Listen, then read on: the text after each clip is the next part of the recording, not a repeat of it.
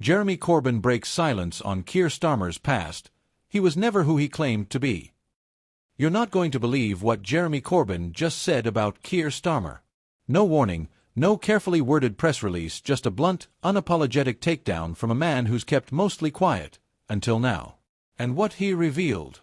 It's left Labour supporters stunned, Starmer allies scrambling, and voters across Britain wondering, who really is the man leading the Labour Party right now? Because if what Corbyn's saying is true, the story of Keir Starmer isn't just complicated, it's been completely rewritten. This all started during a candid sit-down Corbyn gave with an independent political podcast.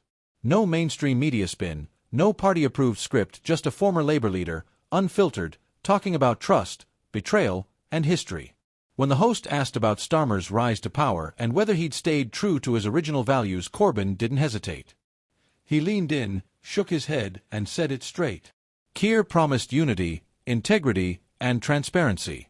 But the man I see now, that's not the Keir I once knew.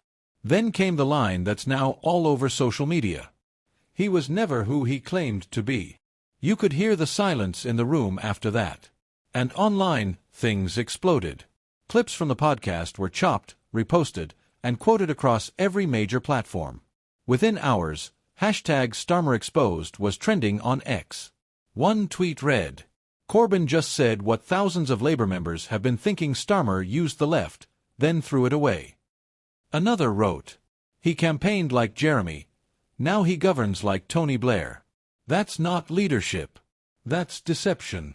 Even some long-time Labour insiders began speaking anonymously to reporters, with one saying, "Starmer sold the image of continuity and calm.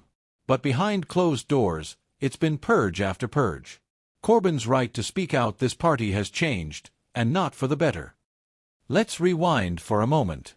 When Keir Starmer ran for Labour leader in 2020, he released what he called 10 pledges to unite the party. On that list, public ownership of rail, mail, energy, and water, an end to NHS outsourcing, tuition fees scrapped, a Green New Deal, strengthening union rights, protecting freedom of movement. Sound familiar? They should. They were nearly identical to the policies under Jeremy Corbyn's leadership. And that's what gained Starmer widespread support from the party's grassroots, especially those still loyal to the Corbyn project. But fast forward to now, and those pledges? Quietly buried. Public ownership? Reframed. Tuition fees? Reviewed, not removed. Freedom of movement? Dropped entirely. It's these U-turns that Corbyn is calling out not as political adjustments, but as deliberate bait-and-switch moves. And for many in the party, it's personal. Corbyn and Starmer represent two very different visions for Labour's future. Corbyn grassroots, radical, anti-establishment. Starmer pragmatic, professional, image-conscious. One speaks at picket lines. The other avoids them. One embraces dissent. The other disciplines it. But Corbyn's latest comments suggest this isn't just a difference in tone, it's a deep rift in trust. And what's shocking people most is how open he's now being about it. Because remember, until recently, Corbyn rarely criticized Starmer in public. Even after being suspended from the Parliamentary Labour Party, he held back. But now, that silence is gone. Outside of the party bubble, the British public is watching closely. Polls still have Labour leading, but the base? It's restless. In places like Liverpool, Manchester, Bristol, and Camden, where Corbyn-style politics once energized young voters, there's growing talk of disillusionment.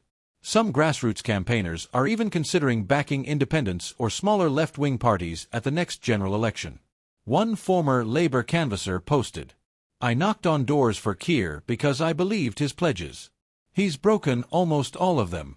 Corbyn just said what we've all been thinking: we were misled." This isn't just about one man's opinion. Corbyn still holds weight, especially among the nearly 500,000 people who joined Labour during his leadership.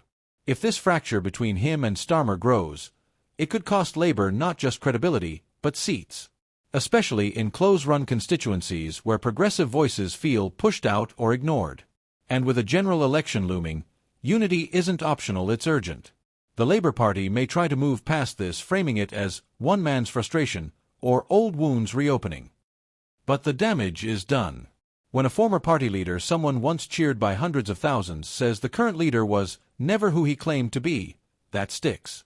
And now, people are asking, if Starmer's promises in 2020 weren't real, what else isn't?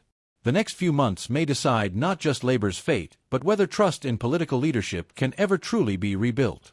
So the question remains, is this just the beginning, or has the real reckoning only just begun?